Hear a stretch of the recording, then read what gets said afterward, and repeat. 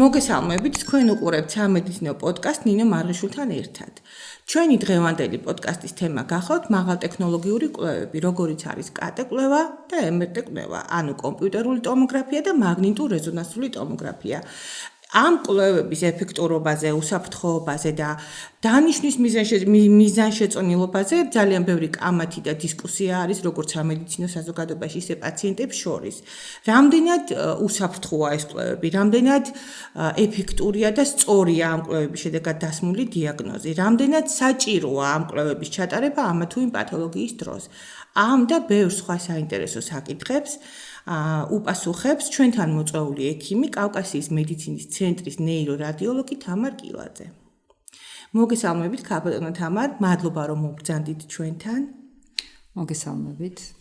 პატივია ჩემთვის თქვენი და ჩვენთვისაც ჩვენს მსმენელს აინტერესებს რა განსხვავებაა კომპიუტერულ ტომოგრაფიას და მაგნიტურ-რეზონანსულ ტომოგრაფიას შორის. და რა პათოლოგიების შემთხვევაში გამოიყენება ან ერთი ან მეორე კვლევა, ანუ რომელ პათოლოგიების შემთხვევაში უფრო ეფექტურია ესე თუ ის. ესე იგი ეს მაგნიტურ-რეზონანსული და კომპიუტერული ტომოგრაფია ეს კვლევები მიზანმიმართულად ინიშნება. კომპიუტერული ტომოგრაფია უფრო არის ტრამვების შემთხვევაში, როდესაც არის გადაუდებელი სიტუაცია, მაგნიტურ-რეზონანსული კვლევა უფრო გეგმიური კვლევაა და გეგმიური ექიმი ნიშნავს როგორც გეგმიურ კვლევას. ხერხემლის ძირითადად ნეირორადიოლოგიაში თავის ტვინის კვლევების დროს, ხერხემლის კვლევების დროს, სახსრების კვლევების დროს, მუცლის ღრუს კვლევების დროს, რაც შეეხება კომპიუტერულ ტომოგრაფიას, უფრო პოლიტრამვების დროს და სხვადასხვა პათოლოგიების დროს, ფილტვების კვლევების დროს.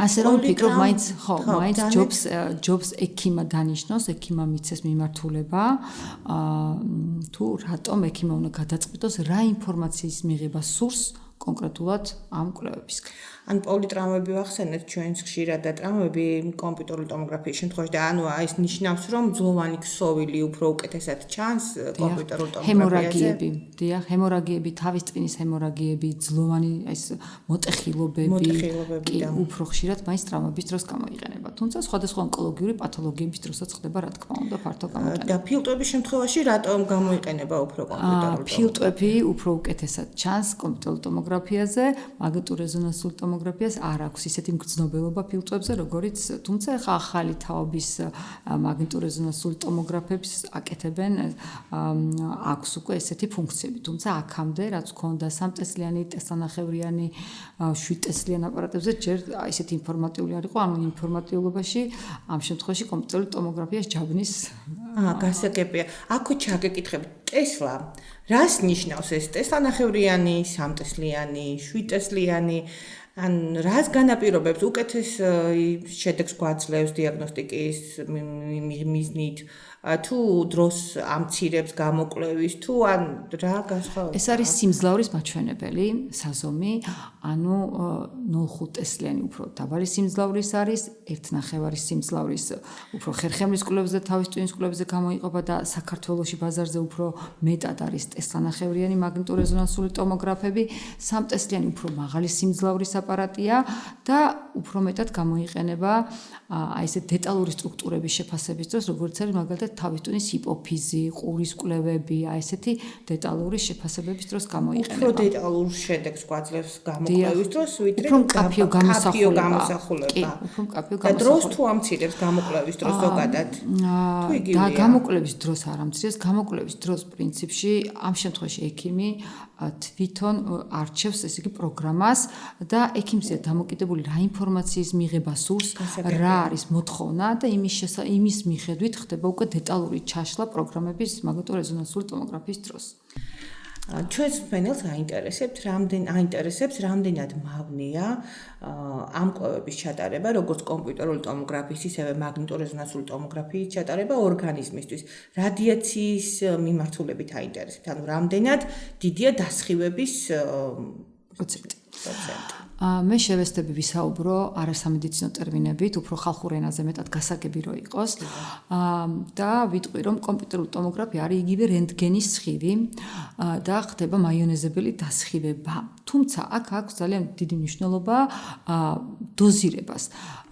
უფრო მოზრდილებისთვის იმდენად მავნე არ არის ეს და ბავშვები უფრო მოწყვლადები არიან. თუმცა, როდესაც ბავშვები საჭიროებენ გარკვეულ კვლევებს, იქ აუცილებლად არის შემცირებული დოზით მიდის მკურნალობა და ზოგადად დანიშვნაც ამ კვლევის ხდება გარკვეული პერიოდის განმავლობაში, თქვა 3 თვეში ან 6 თვეში ან რაღაც.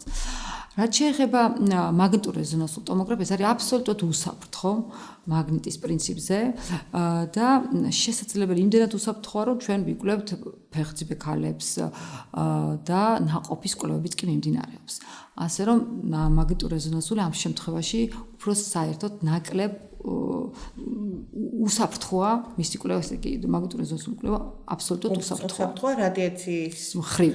აქ რადიაცია გამორიცხულია და იქ კიდე რენტგენის ჩვეულებრივი დასხივება. კომპიუტერულ კვლევებს რაც შეეხება კომპიუტერულ ტომოგრაფიას ამ შემთხვევაში ორსულებში და ახალშობილებში თავს ვიკავებთ, თუ რაღაცა გარკვეული პათოლოგია არა გვაქვს, ახალშობილებს აქვს თავისი პროგრამა, ანუ თავისი დოზირების, თუ შემცირებული დოზებით უშვებენ კვლევების დროს, როდესაც საჭიროებს პაციენტი გამოკვლევას და აქ მნიშვნელოვანი არის რენტგენის სხივი, ჩვეულებრივი რენტგენის სხივი და ახალ ტექნოლოგიებში უკვე ერთი რენტგენის სხივით ჩვენ ვიღებთ 128 შრეს, უკვე 6 შრენი აპარატებია, ასე რომ ეს დაზღვევის დოზაც უკვე ისეთი აღარ არის, როგორც ადრე იყო.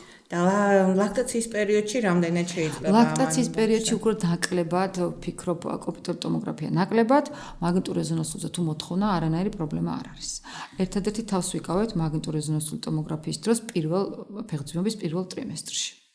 გასაგებია, ძალიან კარგი.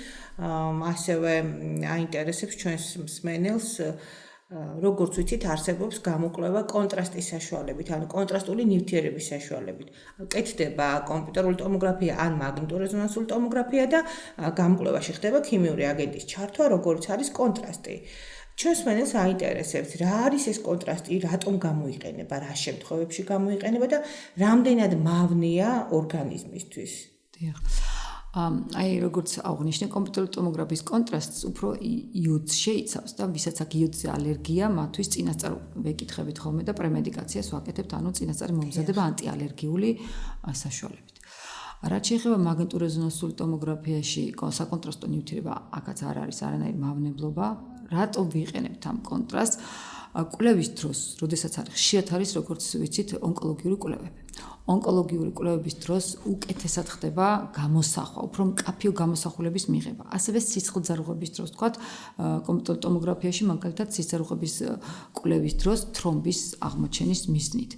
და ეს სხვა ბევრი საინტერესო დანიშნულება აქვს. ხანდახან არის ისეთი პათოლოგიები, რომ ინტერპრეტაცია ეს გამოსახულება ემსგავსება ბევრ პათოლოგიას და ზუსტი დიფერენცირებისთვის გვჭირდება ხოლმე კომპიუტერული ტომოგრაფია. თუმცა საკონტრასტო ნივთიერების გარდა ზუსტ დიფერენცირებაში მნიშვნელოვანია ასევე კლინიკით ცისტის ჩართულობა, ექიმის ჩართულობა, პაციენტის ანამნეზი აუცილებლად და კორელაცია როგორც ლაბორატორიული მონაცემების, ისევე კლინიკური მონაცემების და შეჯამება ხდება ჩვენი კვლევის, ლაბორატორიული მონაცემებთან და კლინიკურ მონაცემებთან. ზოგადად საკონტრასტო ნივთიერება მავნე არ არის ორგანიზმისთვის, თუ პაციენტს არ აღინიშნება რაიმე კონკრეტული ალერგია, ძირითადად ეს მაინც კომპიუტერული ტომოგრაფიის საკონტრასტო ნივთიერებას ეხება და წინასწარ ვეკითხებით ხოლმე პაციენტს ხომ არ არის რამე ალერგია. იოდზე არ უნდა ქონდეს პაციენტს კონკრეტულად ალერგია და რაც შეეხება ძალიან მნიშვნელოვანია ამ შემთხვევაში, რა თქმა უნდა, არანაირ გართულებას არ იწვევს და არაფერი ისეთი საშიშროებას არ წარმოადგენს საკონტრასტო ნივთიერება. ერთადერთი პირობა არის, რომ თირკმელი უნდა იყოს კარგად ფუნქციონირებდეს და ძალიან მალე გამოიყოფა ეს საკონტრასტო ნივთიერება ორგანიზმიდან. როდესაც კომპიუტერული ტომოგრაფია ტარდება შარდსასქესო სისტემაზე, ან თუნდაც მუცლის ღრუზე, ან საკონტრასტო ნივთიერების ესე ვთქვათ მოხმარება გვიწევს, და თუ რამე თირკმლის პრობლემაა, ჩვენ ვეკითხებით, მაშინ კრეატინინის ანალიზს აუცილებლად გვჭირდება, რომ მოვითხოვოთ და იმის მიხედვით, თუ როგორი მდგომარეობაა კრეატინინის, შემდეგ წყვიტავთ საკონტრასტის გამოყენება, არ გამოყენების საკითხს. გასაგებია თუ სწორად გავიგე, მავნებელი არ არის არც ერთი აგენტი არც ამ ერთი აგენტი შემთხვევაში და ეს კონტრასტის ჩართულობა გჭირდება უკეთესი ვიზუალიზაციისათვის. უკეთესი ვიზუალიზაციას უფრო რასაც დამატებითი ვეძებთ, ინფორმაციისთვის, დამატებითი ინფორმაციისთვის და ეს ინიშნება ყოველთვის ექიმი რადიოლოგის გადაწყვეტილებით. ხშირად კეთდება მუცლის კვლევების დროს. იმიტომ რომ აუცილებელი ექსის წარღვებზე თან მდებარეობა, თქვათ როგორ ძირითადად მაინც როდესაც მუცლის ღრუს კომპიუტერული ტომოგრაფია კეთდება და თუნდაც MRT ტომოგრაფია როდესაც კეთდება, უკვე იქ ეხოსკოპიური კვლევა ჩატარებულია. იქ პრინციპში უკვე რაღაც პათოლოგია გამოკვეთილია და ამიტომ მისი უფრო დეტალური შესწავლისთვის უკვე კონტრასტი ხშირად გამოიყენებს. შესაბამისად, მცირე მენჯის ღრუს ორგანოებშიც ალბათ უფრო კონტრასტული გამოკვლევა იქნება საჭირო. და რამდენ ხანს გრძელდება ხანგრძლივობა? კომპიუტერული ტომოგრაფია ღია სივრცეში მიმდინარეობს თვითონ ეს კვლევა და უფრო მცირეხნიანია. და დაახლოებით შეიძლება ჩვეულებრივი რუტინული თავის ტვინის კვლევა შეიძლება 5 წუთი, არც არის საჭირო 2 წუთში შეიძლება დამთავრდეს. მუცლის ღრუს კვლევები უფრო შეიძლება კონტრასტის გამო თუ კონტრასტული კვლევა დანიშნული გახანგრძლივდეს დაახლოებით 5 წუთი, 7 წუთი. რაც შეეხება მაგნიტურ რეზონანსულ კვლევას, აქვს ხანგრძლივობა, უფრო დიდი, იმიტომ რომ ბევრ პროგრამებს ვიღებ და ბევრად ნატიფი ეს არის ბევრად ნატიფი კვლევა, ბევრად ცნობიერი კვლევა და შესაბამისად ბევრი გამოსახულებებისთვის გჭირდება დაახლოებით 25 წუთი, 30 წუთი. გააჩნია რას ვიღებთ? გააჩნია რას ვიღებთ, გააჩნია რა ინფორმაცია გვინდა მივიღოთ და იმის შეიძლება 15 წუთი დაგჭირდეს, შეიძლება 25 წუთი დაგჭირდეს, თუმცა აქ დრო პირდაპირ კავშირშია ინფორმაციასთან. შეიძლება ექიმმა ჩვენ გამოვიყვანოთ პაციენტი 10 წუთში და შეიძლება უფრო დეტალური ჩაშლისთვის, იმ ბევრი ინფორმაციის მიღებისთვის გავახანგრძლივოთ კვლევა 30 წუთამდე, 35 წუთამდე. გასაგებია, დიდი მადლობა. არის ესეთი კითხვა, ჩვენ საზოგადოებაში ბევრ ადამიანს აქვს კლაუსტროფობია.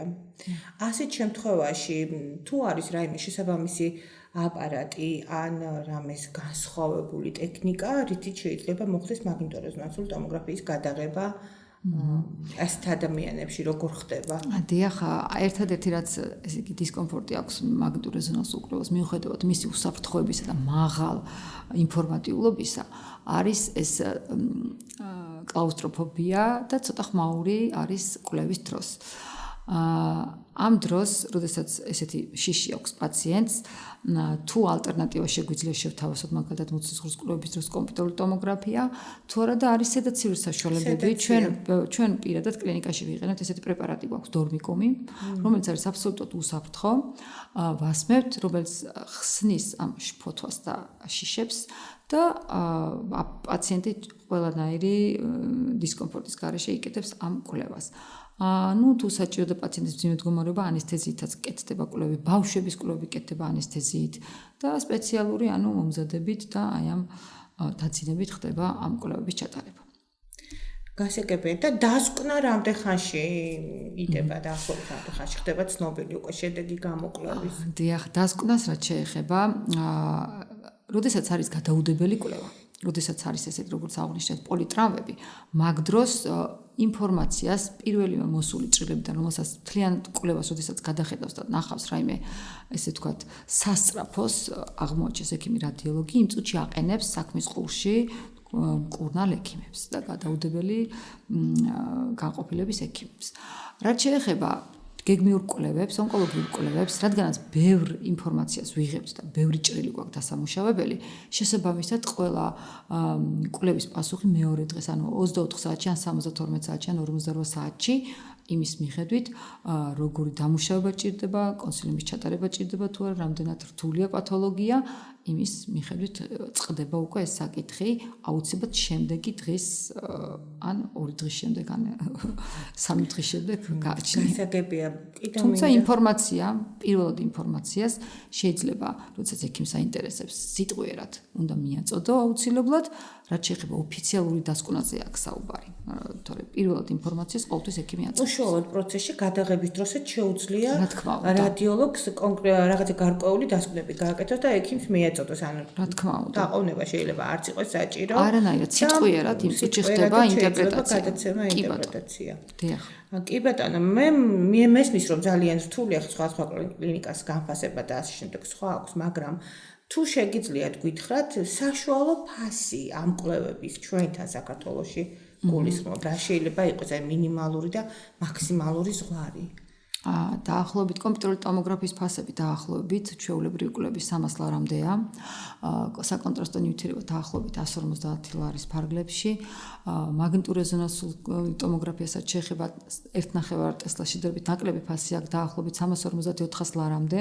დაახლოებით და რაც შეეხება 3 ტესლას შედარებით ძვირია 450, 500 ლარი, ზოგადად 600 ლარი საკონტრასტო ნივთიერება მაგნიტურ რეზონანსულ ტომოგრაფიის დაახლოებით 200 ლარამდე. საკმაოდ ძვირადღირებული კვლევებია და ინფორმაციაც შესაბამისად უფრო მეტი და ფართო და ღრმა. ანუ დეტალური ინფორმაციის მიღება ხდება შესაძლებელია ცდომილება და ფიქსირდეს ამ კვლევების დროს, ანუ შეცდომით რამე გამოვლინდეს. როგორ არის იცით, როდესაც შეიძლება იყოს ისეთი გამოსახულება, რომელიც ემსგავსება რამოდენიმე პათოლოგიას.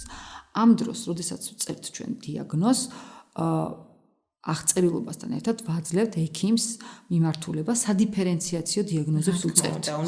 რომ ეს არის სისხლძარღვოვანი, აუტოიმუნური, ინფექციური გენეზის თუ რას ფიქრობთ და შესაბამისად როგორც აღვნიშნე, უკვე კლინიცისტი ექიმი ჩვენთან ერთად ლაბორატორიულ მონაცემებთან და ის არის წამყვანი ასე ვთქვათ პირობითად გემის კაპიტანი ჩვენ ერთ-ერთი კვლევა ვართ რომელიც ვეხმარებით დიაგნოზის სრულყოფაში. გასაგებია კი არის რაღაცა დიაგნოზი და შემდგომ დასაზუსტებლად და დიფერენციაციისთვის საჭირო კიდევ დამატებითი კვლევები სხვადასხვა სპეციალისტების ჩართულობით. გააჩნია პათოლოგიას. ხანდახან არის გააჩნია. ნუ თუ საჭიროა და ზუსტად ჩვენ საუბრობთ აქ როცა რთული გაურკვეველი პათოლოგია, თორე ზოგიერთი პათოლოგიის ინტერპრეტაცია იმ წუთში ხდება. კი, ანუ მოკლედ რომ თქვა ცდომილების საშიშროება თუ ეჭვი თუ შეიქმნა, ვამოწმებთ კიდევ სხვა დაავადებებზე აბაცეთ. რა თქმა უნდა. კარგით, კიდევ მინდა გითხოთ ესეთი რაღაც. რა არის ორმაგი კონტრასტირება? ჩვენს მენელს აინტერესებს ორმაგი კონტრასტირება. ხშირად გამოიყენება ეს ტერმინები და ანგიო რეჟიმი. ამ კვლევებთან დაკავშირებით ხშირად უწერენ ხოლმე დანიშნულებაში ექიმები, როდესაც ნიშნავენ ამ კონკრეტულ კვლევებს და არასამედიცინო საზოგადოებისთვის, რა თქმა უნდა, რთულად გასაგები და ზოგჯერ შიშის მოუგრელია ხოლმე მსგავსი კიდევ რაღაც დამატებითი ტერმინების წაკითხვა და ამიტომ გთხოვთ, რომ გაანგვიმარტოთ, რასთან არის ეს კავშირში და ხომ არ უნდა გვეშინოდეს, ასე ვთქვათ. ჩვეულებრივი კონტრასტის გაკეთება ხდება ქსოვილების უკეთესად გამოსახვისთვის, რაც შეეხება ეს ორმაგ კონტრასტირებაში მოიაზრება ანგიო რეჟიმი, ანუ სისხლძარღვოვანი გამოსახვა და სისხლძარღვების უკეთესი შესწავლა ანევრიზმებისთვის ან რაიმე სხვადასხვა პათოლოგიებისთვის ძირითადად ორმაგ კონტრასტირებაში მოიაზრებეს ანგიო რეჟიმი, ძირითადად სისხლძარღვოვანი კვლევები, დეტალური სისხლძარღვოვანი კვლევები. ანუ კონტრასტი ერთია და კიდევ რეჟიმი ერთვება და ეს არის ორმაგი კონტრასტირება. ხო, ანუ აქ ერთვება მაგნიტურ რეზონანსულ ტომოგრაფიაში ძირითადად სისხლძარღვოვანი გამოსახვა ხდება კონტრასტის გარეშე, ჩანს, მაგრამ კომპიუტერული ტომოგრაფიის დროს სისხლძარღვების უკეთესი შეფასებისთვის ყოველთვის იხმარება საკონტრასტო ნივთიერება. არის ეს უკვე რაღაც პატარ-პატარა ნიუანსებია ხანდახან, რომ აინტერესებს ქირურგს, რომელს აირჩევს ინფორმაციისთვის მაგნიტურ რეზონანსულს, ნეიროქირურგს თქვა ამ შემთხვევაში კონკრეტულად და კონკრეტული ინფორმაცია აინტერესებს კომპიუტერული ტომოგრაფიის ანგიო რეჟიმისგან და ორმაგი კონტრასტირებისგან. გასაგებია, ანუ არაფერი საშიში არ არის. კვლევის ერთ-ერთი მიმართულება არის კონტრასტი იგივე რჩება და თუ ანგიო რეჟიმი წერტვება, ანგიო რეჟიმი ანუ სისხლძარღვების დათვალიერება, ეს არის ორმაგი კონტრასტირება, რაც ასე ხშირად იწერება ხოლმე ჩვენს. უბრალოდ ეს ტერმინები ალბათ ცოტა შიშის მომგვრელია პაციენტს, როდესაც არ ესმის, ასე რომ ჩვეულებრივი სამედიცინო манипуляция. გასაგებია, დიდი მადლობა. დაზღვევებს რაც შეეხება სხვადასხვა დაზღვევები გვაქვს ჩვენ კორპორატიული და გვაქვს კიდევ საყოველთაო დაზღვევა. დაზღვევით რამდენად ხდება გადაფარვა ხარჯების? ხდება დაფინანსებები, რა თქმა უნდა, მერია აფინანსებს ხოლმე ხშირად, ხანდახან ეს უკვე ოჯახის ექიმი ამაში ჩართული, ჩვენთან ბევრი პაციენტი მოდის კლინიკაში დაფინანსებებით, ხან მერია, ხან გამგეობა აფინანსებს, ხშირად დაზღვევებიც ფარავენ ამ კვლევებს და პენსიონერებს აქვს კიდევ კომპიუტერული ტომოგრაფიის უფინანსებენ პენსიონერებს. რიგ შემთხვევაში ხდება თუ ექიმი გადაწყვეტს და თუ რაღაც პათოლოგიასთან გვაქვს საქმე, რომელიც ექიმს აინტერესებს და რიგ შემთხვევაში პრინციპში როგორც ოჯახის ექიმი და როგორც კონკრეტული სპეციალისტი გადაწყვეტს. საჭიროები. საჭიროებით მოხდება. ექიმის მიმართვით. ექიმა უნდა მოხდეს. გარკვეულ კატეგორიას თბილისის მერიაც უფინანსებს. კი ბატონო. და კერძო დაზღვევა ეს ალბათ გააჩნია კონტრაქტის პირობებს, რაც აქვს გაფორმებული ბენეფიციარს სადაზღვევო კომპანიასთან. კი ბატონო, მე ასეთი რაღაც მინდა გკითხოთ. ეს კვლევები ზოგადად ეკოსკოპიის შემდეგ კომპიუტერული კვლევები რაღაც პანაცეასავით აღიქვა ჩვენი ოჯახის ექიმების და ზოგადად სამედიცინო საზოგადოების დიდმა ნაწილმა და რა ხშირად სამწუხაროდ რატომღაც ხდება რომ სხვა სადიაგნოსტიკო საშუალებებს გადავახტებით ხოლმე და პირდაპირ ნიშნავთ ან კომპიუტერულ ტომოგრაფიას ან მაგნიტურ რეზონანსულ ტომოგრაფიას. ასე ვთქვათ, უფრო დეტალური და უფრო ესე დიაგნოზის მისაღება. თითქოს იქ ყველაფერი გამოჩნდება თუ რამეა.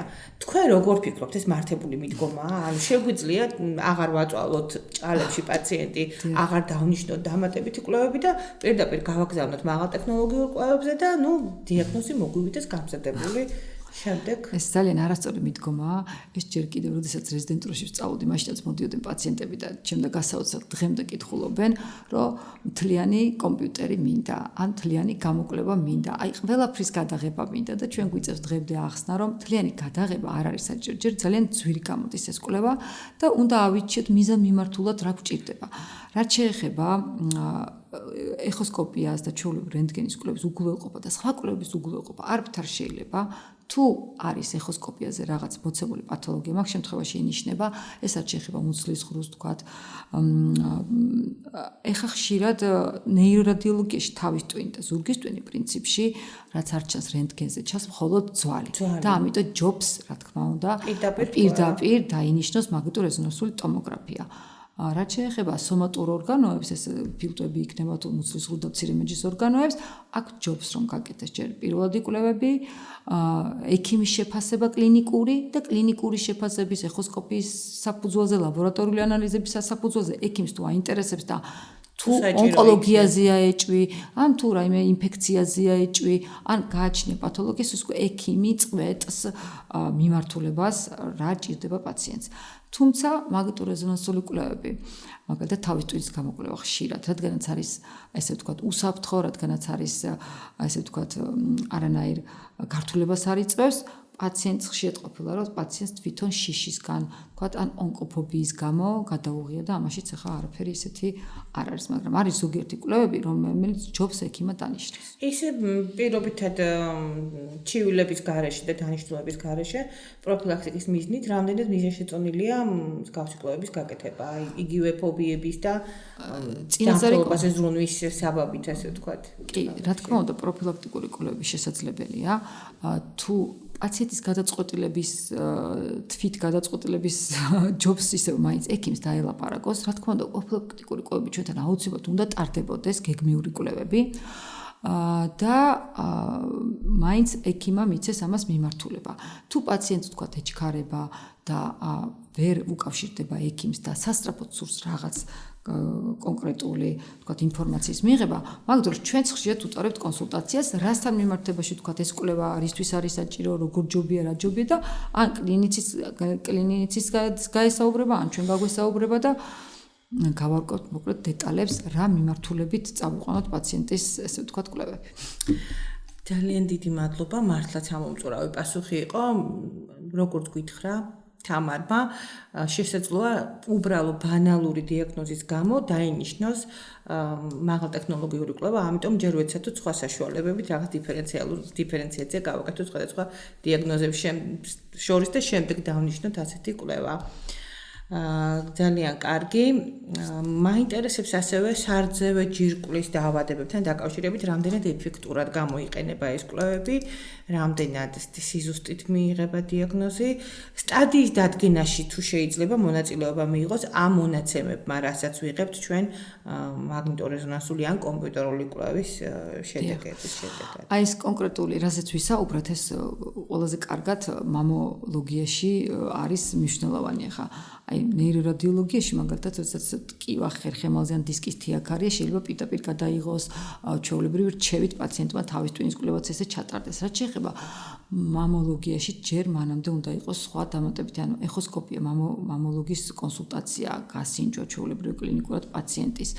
შემდეგ უნდა იყოს ეხოსკოპია და მამოგრაფია აუცილებლად ამის უგულებელყოფა არაფრით არ შეიძლება და შემდეგ უკვე ექიმი წყვეც როგორი მდებარეობის არის ხშირად არის კერდის ცვალთან ახლოს ღრმად მდებარეობს ეს რაღაც ონკოლოგიური კვანძები და ამიტომ შერჩევა ჭირდება ხშირად დიაგნოზი ისმება ჩვეულებრივ ეხოსკოპიაზეც და მამოგრაფიაზეც თუმცა თუ ექიმი თulis რომ გაღრმავება ჭირდება ინფორმაციის მიღებისთვის ჭირდება დამატებით მაშინ ინიშნება მამოგრაფია აი ესე მაგნიტორეზონანსული ტომოგრაფია აი ესე პირდაპირ მაგნიტორეზონანსული ტომოგრაფია ამ შემთხვევაში ამ კონკრეტულ აუცილებელი პირობა არ არის დიაგნოზის გასამტკიცებლად დიახ კი ბატონო, მე მაინტერესებს თუ შეგვიძლია ჩვენ ვისაუბროთ პოზიტრონულ ემისიური მაგნიტორეზონანსული ტომოგრაფიის შესახებ. აქაც ინფორმაცია ხდება, ესე იგი, თლიანი კვლევა ხდება, როდესაც უფრო ონკოლოგიურ პაციენტებშია. ჩვეულებრივი მაგნიტორეზონანსული ტომოგრაფიის გაკეთება შეიძლება, როდესაც არის სრული კვლევა, ეს უფრო გამოიყენება ონკოლოგიურ პაციენტებში, როდესაც ვეძებთ მეტასტაზს და ჩვენ გვაქვს ესეთი მაგნიტორეზონანსული მთლიანი სრული სხეულის მაგნიტორეზონანსული ტომოგრაფია, სადაც ხდება გარკვეული რეჟიმების თლიანი თავის ტვინის გულმკერდის მუცლის ყველა ორგანოების რომ აღმოვაჩინოთ მეტასტაზები რომელ ორგანოშია. ძირითადად ამ დროს გამოიყენება ეს სრული მაგნიტორეზონანსული და შესაბამისად ეს და პირობითად თუ საპროფილაქტიკოდ გამოვიყენებთ, შეიძლება დაწყებით სტადიასაც წავაწყდეთ ამ დროს. რა თქმა უნდა, თუ პროფილაქტიკურად გამოვიყენებთ, არაფერი აქ შეიძლება ჩვეულებრივად გამოვიყენოთ პროფილაქტიკური კვლევისთვის და ყოველთვის შეიძლება რამეს წავაწყდეს ეს სიურპრიზი ხანდახან შეიძლება მოულოდნელად შევხვდეს. ანუ გავრცელებული არის ეს მოსაზრება ჩვენ საზოგადოებაში, რომ PET-CT, იგივე პოზიტრონული ემისიური მაგნიტორეზონანსული ტომოგრაფია, ეს არის გამოკვლევა თმის წვერიდან ფეხის ფრჩხილობამდე და თუ კი ორგანიზმი მიდრეკილია რაიმე სიმსივნური გადაგვარებისკენ, ან თუნდაც ერთი უჯრედი არის სიმსივნური ორგანიზმში, ამის დაფიქსირება ხდება ამ კონკრეტული კვლევის დროს და შემდეგ ეს პაციენტის სიცოცხლის გადარჩენაში შეიძლება დაეხმაროს ექიმებს. ჩვენი მაღალტექნოლოგიური კვლევები ზოგადად ეს ანატომიურ მონაცემებზე არის ორიენტირებული და რა თქმა უნდა ანატომიაში თუ რაიმე შეიძლება იყოს იმ ყველა კვანძი იქნება თუ თქვა დაზიანება იქნება თუ რაც იქნება ყველაფერს დეტალურად აღმოაჩენს.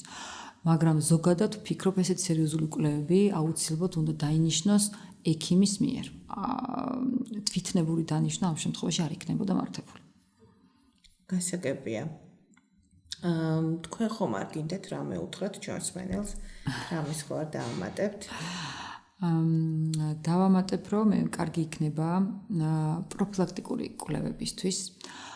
როდესაც თქვა ოჯახის ექიმთან დავდივართ, ჩვენს ჯანმრთელობაზე მეტად ვიზრუნოთ, ჯობს პროფილაქტიკურად, ვიდრე როდესაც რაღაც სიტუაცია გართულდება და მერე გვიწევს ესეთი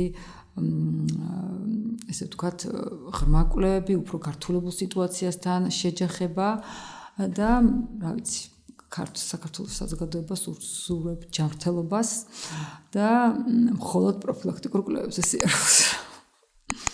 დიდი მადლობა თამარ. მადლობა თქვენ. სასიამოვნო საუბრისთვის, ამომწურავი პასუხებისთვის. ჩვენს მენელს მინდა ვუთხრა, რომ ჩვენი შემდეგი თემა იქნება ონკოლოგია, კერძოდ მამოლოგიის მიმართულებით. თქვენს კითხვებს ქალბატონ თამართან და მომდევნო თემასთან დაკავშირებით ველოდებით კომენტარებში. დაგემშვიდობებით, მადლობა რომ გვიყურეთ.